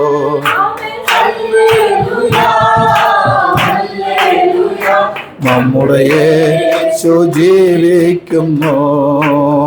ആരാധിപ്പാൻ നമുക്ക് കാരണമുണ്ട്, കൈകൊട്ടി പാടാനേറെ കാരണമുണ്ട്. ആരാധിപ്പാൻ നമുക്ക് കാരണമുണ്ട്, കൈകൊട്ടി പാടാനേറെ കാരണമുണ്ട്. ആമേൻ. ഹല്ലേലൂയ. നമ്മുടെ യേശു ജീവിക്കുന്നു. ആമേൻ. ഹല്ലേലൂയ. ഹല്ലേലൂയ. നമ്മുടെ ഹല്ലേലൂയ. നമുക്കൊരൊറ്റ ആയുസ്സേ ഉള്ളൂ. ഈ ആയുസ്സിൽ വേണം നമ്മുടെ ഭാവിക്ക് വേണ്ടി കരുതാൻ. നമ്മുടെ ഭാവിക്ക് വേണ്ടിയുള്ള കരുതൽ എന്ന് പറഞ്ഞാൽ ഏറ്റവും പ്രധാനമായിട്ടുള്ളത് ദൈവരാജ്യത്തിന് വേണ്ടി കരുതാൻ. ഹല്ലേലൂയ. ഇവിടെ നമ്മൾ താൽക്കാലിക വാസികൾ. തൻ്റെ ഭക്തന്മാരെല്ലാം അത് ഏറ്റു പറഞ്ഞിട്ടുണ്ട്. ഭക്തന്മാരൊക്കെ ഇവിടുന്ന് പോകുമ്പോൾ എല്ലാം ഇത് ഏറ്റു പറഞ്ഞിട്ടാണ് പോയത്. കർത്താവേ, ഞങ്ങളിവിടെ അന്യരും പരദേശികളും മാത്രമാണ്. ഹല്ലേലൂയ എന്ന് ഏറ്റു പറഞ്ഞുകൊണ്ട് അവരിവിടെ കടന്നുപോയി. ഹല്ലേലൂയ. ഇനി നമ്മൾ ഇന്നല്ലെങ്കിൽ നാളെ ഇവിടുന്ന് കടന്നു പോകേണ്ടവരാ. ഹല്ലേലൂയ. നമ്മുടെ ജീവിതത്തിൽ ഒരു ലക്ഷ്യമുണ്ടാകണം. ഒരൊറ്റ വ്യക്തി, ഈ എറണാകുളം ചർച്ചിൽ കടന്നു വരുന്ന ഒരൊറ്റ വ്യക്തി നഷ്ടമായി പോകരുത്. വേറൊരു കാര്യവും കൂടെ പറയാം. നമ്മൾ സാധാരണ പ്രാർത്ഥിക്കുന്നത് എന്തിനെല്ലാം വേണ്ടിയാണ് പ്രാർത്ഥിക്കുന്നത്? കരഞ്ഞ് പ്രാർത്ഥിക്കുന്നത് ഏത് വിഷയത്തിന് വേണ്ടിയാണ്? ഒന്ന് പറയാമോ? ഏത് വിഷയത്തിന് വേണ്ടിയാണ് നിങ്ങൾ കരയുന്നത്? നിങ്ങളുടെ കുഞ്ഞുങ്ങൾക്ക് പെട്ടെന്ന് ഒരു അസുഖം ഉണ്ടായാൽ, ഒരു പ്രയാസം ഉണ്ടായാൽ ഏറ്റവും കൂടുതൽ കരയുന്നത് എപ്പോഴാണ്? കുഞ്ഞുങ്ങൾക്ക് വേണ്ടി അല്ലേ? അങ്ങനെ കുഞ്ഞുങ്ങൾക്ക് വേണ്ടി കരയാൻ ബൈബിളിൽ വാക്യമുണ്ടോ? ആ, അങ്ങനെ വരണം, വാക്യങ്ങൾ വരണം. ഇത് എല്ലാ ദിവസവും പ്രസംഗിച്ചിട്ട് പോയാൽ മാത്രം പോരാ. ഇത് വരണം. നിങ്ങളെയും നിങ്ങളുടെ മക്കൾക്ക് വേണ്ടി കരയാൻ പറഞ്ഞിട്ടുണ്ട്. നിങ്ങൾ കരഞ്ഞോണം. പിന്നെ എന്തിനു വേണ്ടി കരയാനാണ് പറഞ്ഞിരിക്കുന്നത്? ആ, പറഞ്ഞോ. ആ, പിന്നെ എന്തിനു വേണ്ടി കരയാനാണ് പറഞ്ഞിരിക്കുന്നത്? കരയാൻ പറഞ്ഞതെല്ലാം നിങ്ങൾ കരഞ്ഞോണം. നമ്മൾ ഈ ആവശ്യമില്ലാത്തതെല്ലാം കയറി കരയുന്നേ. അതേ പ്രശ്നം അല്ലേ? ഒരാവശ്യമുള്ളതല്ല, കരയാൻ പറഞ്ഞിട്ടുമില്ല. പ്രാർത്ഥിക്കാം നമുക്ക്. കർത്താവ്, എൻ്റെ വിഷയമുണ്ട്, നീ അത് ഞങ്ങൾക്കൊന്ന് പരിഹരിച്ചു തരണം. അതിൽ കിടന്നു അത് വരുമ്പത്തേനും ചങ്ങനിട്ടൊക്കെ ഇടിച്ച് കിടന്ന് കരയേണ്ട കാര്യമൊന്നുമില്ല ഉണ്ടോ? പക്ഷെ നമ്മൾ കരയും. സന്തോഷമാണ് പറയുന്നത്. ആ ആ, അതെ അതെ. പിന്നെ എന്തിനു വേണ്ടി കരയാനാണ് പറഞ്ഞിരിക്കുന്നത്?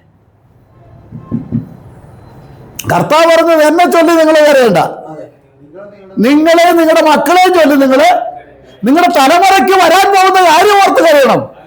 ഹല്ലേലൂയ. അങ്ങനെ നിങ്ങൾ കരഞ്ഞോളാൻ പറഞ്ഞിട്ടുണ്ട്. പിന്നെ കരയാൻ പറയുന്നത് എന്തിനു വേണ്ടിയാ? എന്തിനു വേണ്ടിയാ? ഇത് പറഞ്ഞോ. വാക്യങ്ങളെ ഏതാ ഇതിപ്പം പറഞ്ഞ വാക്യമോ? അത് പറയണമെങ്കിൽ ആ കർത്താവിൻ്റെ ക്രൂശീകരണ സമയത്താണല്ലോ.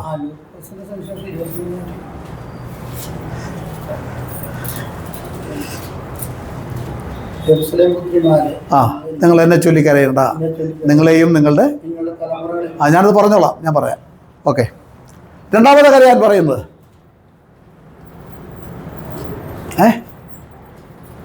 ഒരിക്കൽ നെഹമ്യാവ് കരഞ്ഞു. എന്തിനു വേണ്ടി കരഞ്ഞു? ആ ദൈവസഭയുടെ തകർച്ചയെ കണ്ടുകൊണ്ട് നെടുവീർപ്പിട്ട് കരഞ്ഞു. ആ കരച്ചിൽ ആർക്കെങ്കിലും ഉണ്ടോ ഇവിടെ? ദൈവസഭ ഇങ്ങനെ പോയാൽ മതിയോ? ദൈവസഭയിൽ, ദൈവത്തിൻ്റെ സഭയിൽ നടക്കേണ്ട എല്ലാ കാര്യങ്ങളും നടക്കണ്ടേ? ഒന്ന് മാനസാന്തരം, ഒന്നാമത്തെ വിഷയം അത് തന്നെയാണ്. രണ്ട് എന്താ നാമത്തിലുള്ള സ്നാനം, ഇത് നടക്കണ്ടേ? നമ്മൾ സ്നാനപ്പെട്ട് ഒന്നേ വഴുക്കാവൂ, ഞങ്ങൾ ഏകത്തക്കാരല്ലേ, ഒന്നേ വഴുക്കാവൂ, അത് ഞാനേ തിന്നാവൂ, ഇത് മതിയോ? ആത്മാക്കൾ വരാൻ വേണ്ടി പ്രാർത്ഥിക്കുന്നുണ്ടോ? കരയുന്നുണ്ടോ? കരഞ്ഞോണം. ഇനി അധികം കാലങ്ങളൊന്നുമില്ല. നെഹമ്യാവ് ദൈവസഭ തകർന്നിരിക്കുന്നു, അതിന്റെ മതിൽ വീണിരിക്കുന്നു, അതിൽ തീ പിടിച്ച് കത്തിയിരിക്കുന്നു. ഈ ജീർണിച്ച അവസ്ഥയെ കണ്ടുകൊണ്ട് നെഹമ്യാവ് നെടുമ്പാട് വീണ് കരയുവാനിടയായി തീർന്നു. ഈ നാളുകളിൽ ദൈവസഭ എന്ന് പറഞ്ഞ് മുൻപോട്ട് പോകുന്നവരുടെ അധപ്പതനം കണ്ട് എനിക്കും നിങ്ങൾക്കും കരയാൻ ഇടയായി തീർന്നാൽ അവിടെ ദൈവാത്ഭുതം പ്രവർത്തിക്കും. എൻ്റെ വിശ്വാസം നമ്മൾ ആത്മാർത്ഥമായിട്ട് ആ ദൈവസന്നിധി പ്രാർത്ഥിക്കുകയും ആരാധിക്കുകയും ചെയ്യുന്നെങ്കിൽ ഇവിടെ അത്ഭുതങ്ങൾ നടക്കും. അനേക വ്യക്തികൾക്ക് വിടുതൽ കിട്ടും. അനേക രോഗികൾ സൗഖ്യമാകും. അനേക ബന്ധനം, പൈശാചിക ബന്ധനം, പൈശാചികൻ അനേക നാളുകളായി കെട്ടിയിട്ടിരിക്കുന്ന ബന്ധനങ്ങളെ അവൻ അഴിച്ച് അനേകരെ പുറത്തു കൊണ്ടുവരും. അനേകർ സ്വാതന്ത്ര്യം പ്രാപിക്കും. അനേകർ യേശു തന്നെ ദൈവം എന്ന് പറഞ്ഞുകൊണ്ട് യേശുവിന്റെ പാദപീഠത്തിൽ കടന്നു വന്ന് നെടുമ്പാട് വീഴുവാനിടയായി തീരും. അതിനുവേണ്ടി പ്രാർത്ഥിക്കണം. 2026 നമ്മുടെ പ്രാർത്ഥനയ്ക്ക് മാറ്റം വരുത്തണം കേട്ടോ. നിങ്ങളുടെ കുഞ്ഞുങ്ങളുടെ തലമുറയ്ക്ക് വേണ്ടി പ്രാർത്ഥിച്ചു. നിങ്ങളുടെ ജീവിത പങ്കാളിക്ക് വേണ്ടി പ്രാർത്ഥിച്ചു. നിങ്ങൾ ഏറ്റവും കൂടുതൽ കരയേണ്ടത് ദൈവസഭയ്ക്ക് വേണ്ടിയാണ്. ഇതിൻ്റെ അനുഭവം എനിക്കറിയാം കേട്ടോ. എൻ്റെ മാതൃസഭ, ആ സഭയിൽ കുറച്ച് അമ്മച്ചിമാരുണ്ടായിരുന്നു. എൻ്റെ അമ്മ ഉൾപ്പെടെ പ്രായമുള്ള കുറച്ച് അമ്മച്ചിമാർ കണ്ണീരോട് എല്ലാ ആഴ്ചയിലും ആലയത്തിൽ പോയി പ്രാർത്ഥിക്കും. അതൊരു ഷെഡായിരുന്നു. ഓല കൊണ്ട് മേഞ്ഞ, ചാണകം കൊണ്ട് മെഴുകിയ ഒരു ഷെഡായിരുന്നു. പക്ഷേ പ്രാർത്ഥന മുടങ്ങിയിട്ടില്ല. അവർ രാവിലെ പ്രാർത്ഥന ഉപാസന പോയിട്ട് ചില സന്ദർഭങ്ങളിലൊന്നും പാസ്റ്റർമാർ കാണുകയില്ല. എങ്കിലും അവർ പ്രാർത്ഥന മുടങ്ങിയിട്ടില്ല. അവിടെ ഇരുന്ന് കരയുമായിരുന്നു. അതിൻ്റെ പരിണത ഫലമായിട്ട് ആ ദേശത്ത് ഇപ്പം അവിടെയുള്ള സഭ അനുഗ്രഹ സഭയായി മാറിയിരിക്കുക. അനേക ഭൂതങ്ങൾ വിട്ടുപോകുന്നത് ഞാൻ എൻ്റെ കണ്ണിൽ കണ്ടിട്ടുണ്ട്. അനേക രോഗികൾ സൗഖ്യമാകുന്നത് ഞാൻ എൻ്റെ കണ്ണിൽ കണ്ടിട്ടുണ്ട്. അതിൽ ഇനി ഒരമ്മച്ചിയും കൂടെ ഉണ്ട്, അവിടെ ജീവിച്ചിരിപ്പുണ്ട്. ഒരമ്മച്ചിയും കൂടെ. ബാക്കി അമ്മച്ചിമാരെല്ലാം മാറി ഈ ലോകത്തോട് യാത്ര പറഞ്ഞു. അവിടെയൊക്കെ പ്രാർത്ഥനയുടെ പരിണിത ഫലമാണ്. നമ്മൾ പ്രാർത്ഥിക്കുന്നവരാകണം കേട്ടോ. സമയം വേർതിരിച്ചോണം, പ്രാർത്ഥിച്ചോണം, സഭയ്ക്ക് വേണ്ടി പ്രാർത്ഥിച്ചോണം. എൽസി ആൻറ്റിയൊക്കെ വീട്ടിൽ സമയം ഒത്തിരി കിട്ടുമെന്ന് തോന്നുന്നു, മറ്റു ജോലിയൊന്നും ഇല്ലാത്തതുകൊണ്ട്. ഇരുന്ന് കരഞ്ഞോണം. സഹോദരങ്ങൾക്ക് വേണ്ടിയും സ്വന്തക്കാർക്ക് വേണ്ടിയും അവരുടെ എല്ലാ മാനസാന്തരത്തിന് വേണ്ടി കരഞ്ഞോണം. സമയം കണ്ടെത്തോളം. ഇനി നമ്മൾ ജീവിച്ച കാലത്തോളം ഇനി ജീവിക്കുകയില്ല. നമ്മുടെയൊക്കെ ആയുസിൻ്റെ ഏറെക്കുറെ അവസാന രംഗത്താണ് നമ്മൾ നിൽക്കുന്നത്. ഹല്ലേലൂയ. നിങ്ങൾ ശക്തമായിട്ട് പ്രാർത്ഥിച്ചോണം. തമ്മിൽ അടിക്കരുത്. നമ്മുടെ വീട്ടിൽ തമ്മിൽ വാശി വൈരാഗ്യം ഒന്നും വേണ്ട. ഹല്ലേലൂയ. ദൈവത്തിന് സ്തോത്രം. പ്രാർത്ഥിക്കാൻ നിങ്ങൾ പ്രാർത്ഥിച്ചു കഴിഞ്ഞ് ഒരാഴ്ച ശക്തമായിട്ട് പ്രാർത്ഥിച്ചു കഴിഞ്ഞ് ഇവിടെ ആരാധനയ്ക്ക് വന്നു നോക്കിയേ. ഈ ആരാധനയിലൂടെ ചില സംഭവിക്കുന്നത് ഞാൻ കാണിച്ചു തരാം. എന്റെ കഴിവല്ല, നിങ്ങളുടെ കഴിവല്ല. തമ്പുരാൻ ഇവിടെ ഇറങ്ങി വരും. തമ്പുരാന്റെ വലിയ പ്രവൃത്തി നമ്മുടെ ജീവിതത്തിൽ അത് വെളിപ്പെടും. നമ്മുടെ ശരീരത്തിൽ മേലെ അത് വെളിപ്പെടും. ഇവിടെ വൻകാര്യങ്ങൾ സ്വർഗത്തിലെ പരിശുദ്ധത്വം തന്നെ ഇറങ്ങി വൻകാര്യങ്ങൾ നടത്തും. ആ കാര്യത്തിൽ എനിക്ക് പൂർണ്ണ വിശ്വാസമുണ്ട് കേട്ടോ. ഞാനത് കണ്ടിട്ടുള്ളതാണ്. അതുകൊണ്ട് നിങ്ങൾ ഒന്നിനെക്കുറിച്ചും വിചാരപ്പെടാതെ കർത്താവിനോട് പ്രാർത്ഥിക്കുക. കരയേണ്ട വിഷയത്തിന് വേണ്ടി മാത്രം കരയുക. ഞാൻ നമ്മുടെ ദൈവമക്കളുടെ കൂട്ടത്തിലെ പെന്തക്കോസുകാരെ ആയിക്കോട്ടെ, പെന്തക്കോസുകാരെ ഉൾപ്പെടുത്തിയാണ് ഞാൻ പറയുന്നത്. ദൈവമക്കളുടെ കൂട്ടത്തിൽ ആരെങ്കിലും രോഗികളായി കിടന്നാലേ ആ രോഗികൾ ഇത്ര ഇഞ്ചക്ഷൻ വേണം, ഇത്ര രൂപ ഇഞ്ചക്ഷൻ വേണം, ഇന്ന ഓപ്പറേഷൻ വേണം, ഓപ്പറേഷൻ്റെ പൈസ ഒന്നുമില്ല, ആകെ നിരാശയാണ് എന്ന് പറഞ്ഞ് വാവിട്ട് നിലവിളിക്കുന്നത് ഞാൻ കണ്ടിട്ടില്ല. കുറച്ച് ആരെങ്കിലും 1-2 പേര് കാണുമായിരിക്കാം. എന്നാൽ മറ്റൊരു സമൂഹമുണ്ട്, മുസ്ലിം സമൂഹമുണ്ട്. ഡെയിലി സോഷ്യൽ മീഡിയ എടുത്ത് നോക്കിയാൽ അവിടെയുള്ള സ്ത്രീകളും കുഞ്ഞുങ്ങളുടെ നിലവിളി കണ്ട് നമുക്കും വളരെ ദുഃഖം തോന്നും കേട്ടോ. ഞാൻ ഒരു സമൂഹത്തെ ജാതിയോ പറയുന്നതല്ല. കാരണം എന്താ? നമ്മുടെ അമ്മച്ചിമാരും അപ്പച്ചന്മാരും ഒക്കെ മരിക്കാറായി കിടക്കുമ്പോൾ എങ്ങനെയുണ്ട്? ക്ഷീണമുണ്ടോ? ക്ഷീണമുണ്ട്, പ്രാർത്ഥിക്കണം കേട്ടോ. ഒരല്പം വേദനയുണ്ട്, ശരീരത്തിന് വേദനയുണ്ട് എന്ന് പറഞ്ഞാൽ അതിൻ്റെ ബുദ്ധിമുട്ടുകൾ പറയും. പക്ഷെ ഇങ്ങനെ നിലവിളിച്ച് ആകെപ്പാടതിൽ ഭർത്താവ് അങ്ങനെ രോഗമായിട്ട് കിടക്കുമ്പോൾ, ഭാര്യ രോഗമായിട്ട് കിടക്കുമ്പോൾ ഇങ്ങനെ വാവിട്ട് നിലവിളിച്ചുകൊണ്ട് പറയുന്ന ഒരു സമൂഹം വേറെ ആരുമില്ല. ഞാൻ ചിന്തിച്ച വിഷയമാണ്. വേറെ ആരും ഉത്തരം നിലവിളിക്കുകയില്ല. നമ്മുടെയൊക്കെ ഇവിടെ ഒരു രോഗമായിട്ട് ഒരു അമ്മച്ചി കിടന്നാൽ അവർക്കെന്താ? ഇത്രയേ ഉള്ളായിരിക്കും ആയുസ്, ഇനി അവിടെ പോകാമല്ലോ. ഇവിടെ നമ്മളെ ഈ എറണാകുളം ടൗൺ ഹാളിൻ്റെ തൊട്ടപ്പുറത്ത് ഒരപ്പച്ചനുണ്ടായിരുന്നു. ഇവിടുത്തെ ഒരു എക്സിക്യൂട്ടീവ് എഞ്ചിനീയർ ആയിരുന്നു. ഞാൻ അദ്ദേഹത്തോട് ചെന്ന് ചോദിച്ചു, അദ്ദേഹം മരിക്കാറായി കിടക്കുക രോഗമായിട്ട്. ഞാൻ ചോദിച്ചു, എന്തുണ്ട്, സുഖമുണ്ടോ? നമ്മൾ സ്വാഭാവികമായി ചോദിക്കുന്നത് സുഖമുണ്ടോ? എന്നോട് പറഞ്ഞു, പക്ഷേ ഒരു സുഖവുമില്ല, പക്ഷെ സന്തോഷമുണ്ടെന്ന്. മരിക്കാറായി കിടക്കുക, ശരീരത്തിന് ഒരു സുഖവുമില്ല, പക്ഷെ സന്തോഷമുണ്ടെന്ന്. ഇതാർക്ക് പറയാൻ കഴിയും? ഇതാർക്ക് പറയാൻ കഴിയും? ജീവിക്കുന്ന ദൈവമക്കൾക്ക് പറയാൻ കഴിയും. അവൻ മരണത്തോട് മല്ലടിച്ചു കിടക്കുമ്പോഴും അവന്റെ പ്രത്യാശ അവൻ ദൈവരാജ്യത്തിൽ കാണുമെന്നുള്ള പ്രത്യാശയാണ്. ഈ പ്രത്യാശയുള്ളവര് വാവിട്ട് ആ പ്രസവം വരുമ്പോൾ നിലവിളിക്കേണ്ട കാര്യമില്ല, നിലവിളിക്കേണ്ട ഗതികേടില്ല. രോഗം വരുമ്പോൾ നമ്മുടെ സഹോദരങ്ങൾക്കും നമ്മുടെ കുടുംബത്തിലുള്ളവർക്കും സഹോദരിമാർക്കും ഭാര്യമാർക്കും ഭർത്താക്കന്മാർക്കും രോഗം വരുമ്പോൾ കരഞ്ഞ് പ്രാർത്ഥിക്കണം, വേദനയോട് പ്രാർത്ഥിക്കണം. പക്ഷേ ആകപ്പാട് ഒരു വല്ലാത്ത കണ്ടീഷൻ നമ്മൾ ആയിത്തീരരുത്. നമുക്കൊരു പ്രത്യാശ ഉണ്ടായിരിക്കണം, നമുക്കൊരു വിശ്വാസം ഉണ്ടായിരിക്കണം. പൗലോസ് പറഞ്ഞതുപോലെ എന്താ, ഞാൻ ആരെ വിശ്വസിച്ചിരിക്കുന്നുവെന്ന് ഞാൻ അറിയുന്നു, അവനാണ് എൻ്റെ ഉപനിധി, ആ ദിവസം വരെ സൂക്ഷിപ്പാൻ അവൻ ശക്തനെന്ന് ഞാൻ ഉറച്ചിരിക്കുന്നുവെന്ന്. ഈ ഉറപ്പ് വേണം ക്രിസ്ത്യാനിത്വത്തിന്. ഹല്ലേലൂയ. അതുകൊണ്ടല്ലേ ക്രിസ്ത്യാനികൾക്കൊന്നും പേടിയില്ലാത്തത്. നമ്മളെ ആരെങ്കിലും കൊല്ലുമെന്ന് പറഞ്ഞാൽ നമുക്ക് പേടിവല്ലോ ഉണ്ടോ? ഒരു ആന ഇങ്ങോട്ട് നമ്മളെ തകർക്കാൻ വരുമെന്ന് പറഞ്ഞാൽ നമ്മൾ ഓടുവോ? സുനാമി വന്നിട്ട് ഓടിയില്ലല്ലോ. സുനാമി വന്നപ്പോൾ അവിടെയുള്ള വിഗ്രഹാരാധികളെല്ലാം ഓടി. ഏതാ, ഇവരെല്ലാ ദിവസവും പോയി ആരാധിക്കുന്ന ദൈവം അവിടെ ഉണ്ട്. അവിടെ പുറവശത്ത് ഇങ്ങനെ ദൈവം ഇരിപ്പുണ്ട്, പുറവശത്താണല്ലോ ദൈവം ഇരിക്കുന്നത്. അവിടെ ഇങ്ങനെ ദിവസവും പ്രാർത്ഥിക്കുന്ന ആ ദൈവം അവിടെ ഇരിപ്പുണ്ട്. സുനാമി വന്നപ്പോൾ ഒരൊറ്റ ഒരുത്തനും ദൈവത്തേക്കൂടെ കൊണ്ടുപോകാമെന്ന് വെച്ചില്ല. സുനാമി വന്നാൽ അത് നശിക്കുന്ന അയ്യോ ഇവരുടെ വെപ്രാളം കാണുമായിരുന്നു. ചില ബന്ധക്കോസുകാർക്ക് ഇച്ചിരി വെപ്രാളമൊക്കെ ഉണ്ടായിരുന്നു കേട്ടോ. അപ്പോൾ ഒരു വീട്ടിൽ ഒരു ഉണ്ടായ സംഭവം ഞാൻ പറയാം. ഞാനും ഉണ്ട് അവിടെ. ഭർത്താവ് പറഞ്ഞു, ഇറങ്ങി പാടി പോലീസുകാർ വരുന്ന കണ്ടില്ലേ, അത് തന്നെ ഓടണം, പെട്ടെന്ന് പോകണം, ഇറങ്ങി വരാൻ പറഞ്ഞു തന്നെ. ഒരു 465 രൂപ അവിടെ കണ്ട് വെച്ചിട്ടുണ്ടായിരുന്നു. 465 രൂപ. ഈ ഭാര്യ ഇത് തപ്പിക്കൊണ്ടിരിക്കുക. 465 രൂപ. ഭർത്താവ് കൈക്ക് പിടിച്ചു ഇറങ്ങാനല്ല പറഞ്ഞു. 465 രൂപയാണോ വലുത്, ജീവനാണോ വലുതെന്ന് ഓടി. അവര് വേറൊരു വീട്ടിൽ പോയി. ഞാൻ അന്ന് രാത്രി ആ തീരപ്രദേശങ്ങളിൽ അങ്ങോട്ടും ഇങ്ങോട്ടും സഞ്ചരിച്ചു കേട്ടോ. എന്ന് പറഞ്ഞാൽ എനിക്ക് ഒരു വിശ്വാസം ഉണ്ടായിരുന്നു. ഏതായിരുന്നാലും നമ്മൾ ഒന്നിലും, എന്നോട് അന്ന് എത്ര പേര് വിളിച്ചു പറഞ്ഞെന്നറിയാമോ, ജോയി പെട്ടെന്ന് നാട്ടിലേക്ക് വാ. ഞാൻ ചോദിച്ചു എന്താ? ടി വിക്കകത്തൊക്കെയുള്ള വാർത്ത കണ്ടില്ലേ, അവിടെ വെള്ളം കയറി മൊത്തം നശിക്കാൻ പോകുന്നതാ. ഞാൻ പറഞ്ഞു, ഞാൻ അവിടെ വന്നു കഴിഞ്ഞാൽ നമ്മുടെ ഇവിടെ കുറച്ച് വിശ്വാസികളുണ്ടല്ലോ, അവരെന്ത് ചെയ്യും? അവരെ എവിടെ കൊണ്ടുപോകണം? ഒരു ഇടയനെന്ന് പറഞ്ഞാൽ അങ്ങനെയുള്ളവനാ. ആ ആടുകൾക്ക് വേണ്ടി ജീവൻ കൊടുക്കുന്നവരായിരിക്കണം. അവരിവിടെ മരിക്കാൻ വിധിക്കപ്പെട്ടവരാണെങ്കിൽ അവരോട് കൂടെ നമ്മളൊക്കെ മരിക്കാം. ആ ജോയിൻ ഇഷ്ടം പോലെ ചെയ്തു. ഞാൻ ദൈവനാമത്തിലായതും പറഞ്ഞതെന്ന് പറഞ്ഞു. ഞാൻ പറഞ്ഞു ആ ദൈവനാമത്തിലുള്ള അത് വേണ്ടെന്ന് പറഞ്ഞു. കാരണം ഞാൻ ഓടുക എന്ന് പറഞ്ഞാൽ ഒന്നും ചിന്തിച്ച് നാളെ ഒന്നും സംഭവിക്കുന്നില്ല.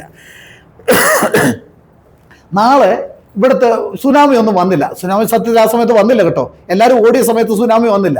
നാളെ സുനാമി ഒന്നും വരികയെന്ന് വെച്ചു. ഞാൻ എവിടെ പോയി? എന്നെ ഒന്ന് പ്രാർത്ഥിക്കാനായിട്ട് വിശ്വാസികൾ വരുമ്പം ജോയ് പാഷ എന്ത് എന്ന് ചോദിക്കാൻ, ജോയ് പാഷ എരുമേലി ചെന്നു. എന്താ സുനാമി സൂന്ന് കേട്ടപ്പോൾ ജോയ് പാഷ ഷൂന്ന് സ്ഥലം വിട്ടു. സുനാമി വന്നുമില്ല.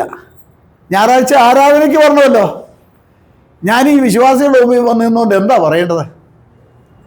എന്ത് വിശ്വാസമാണ് പറയേണ്ടത്? പറയാൻ പറ്റുമോ? ഞാൻ ഓടിയിരുന്നെങ്കിലോ? ഞാൻ അവിടെ നിന്നുകൊണ്ട് എനിക്ക് ഞായറാഴ്ച ധൈര്യത്തോടെ പ്രസംഗിക്കാൻ കഴിഞ്ഞു. നമ്മൾ ഈ ലോകത്തിൽ താൽക്കാലിക ഇതൊന്നും കണ്ട് ഞെട്ടേണ്ടവരല്ല. ഇതൊക്കെ സംഭവിക്കും. ഹല്ലേലൂയ. ലോകത്തിൽ നിങ്ങൾക്ക് ഒന്ന് വായിച്ചേ, 16 യോഹന്നാൻ 16:33 വായിച്ചേ. ഞാൻ നിർത്തുകയാണ് പെട്ടെന്ന്.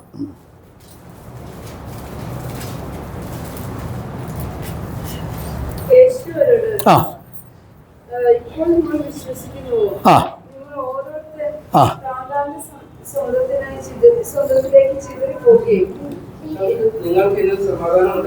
നിങ്ങൾക്ക് എന്നിൽ സമാധാനം ഉണ്ടാകേണ്ടതിന് ഇത് നിങ്ങളോട് സംസാരിച്ചിരിക്കുന്നു. ആ ലോകത്തിൽ നിങ്ങൾക്ക് ലോകത്തിൽ അടിപൊളിയായിട്ട് ചിലൊക്കെ സാക്ഷ്യം കേട്ടില്ലേ? ഞാൻ വലിയ കടമായിരുന്നു. ആ കടം വീട്ടിൽ ഇപ്പോൾ ഞാൻ 10 കോടി രൂപ എനിക്കുണ്ട്. അതുപോലെ ദൈവമക്കൾ ഏതാ ഈ ലോകത്തിലെ ഫോൺ അവിടെ വെച്ചതാ, ഈ ലോകത്തിലെ രാജാക്കന്മാർ ജീവിക്കുന്നതിനേക്കാൾ എത്രയാ, അതിനേക്കാൾ വളരെയധികം അഭിമാനത്തോടെ ജീവിക്കേണ്ടവരാണ്. ഇവിടെ കർത്താവ് പറഞ്ഞിരിക്കുന്ന ലോകത്തിൽ നിങ്ങൾക്ക് കഷ്ടമുണ്ട്, എങ്കിലും ധൈര്യപ്പെടുവിൻ, ഞാൻ ലോകത്തെ ജയിച്ചിരിക്കുന്നു. ഹല്ലേലൂയ. ലോകത്തെ ജയിച്ച ഒരു ജയാളിയുടെ വന്നവരാണ് ഞാനും നിങ്ങളും. ആ ജയാളി പറയുകയാണ്, നിങ്ങൾ ഭയപ്പെടേണ്ട, നീ ഭാരപ്പെടേണ്ട, നീ നിരാശപ്പെടേണ്ട. ലോകത്തിനെന്ത് സംഭവിക്കട്ടെ, ദൈവമൈതലേ നീ ഭാരപ്പെടേണ്ട, ഞാൻ എല്ലാ നാളും നിന്നോട് കൂടെ ഉണ്ട്. ഹല്ലേലൂയ. അതുകൊണ്ട് നമുക്ക് ധൈര്യത്തോടെ ഈ നാളുകളിൽ കർത്താവിൻ്റെ സേവ ചെയ്യുവാൻ നിങ്ങൾ തീരുമാനമെടുക്കണം കേട്ടോ. നിങ്ങൾ സഭയുടെ വളർച്ചയ്ക്ക് വേണ്ടി, ആത്മാക്കളുടെ കടന്നുവരവിന് വേണ്ടി ശക്തമായിട്ട് പ്രാർത്ഥിക്കണം. കർത്താവ് അതിനായി സഹായിക്കട്ടെ. നമുക്കെല്ലാവർക്കും ഒരു പാട്ട് പാടാം. ഹല്ലേലൂയ.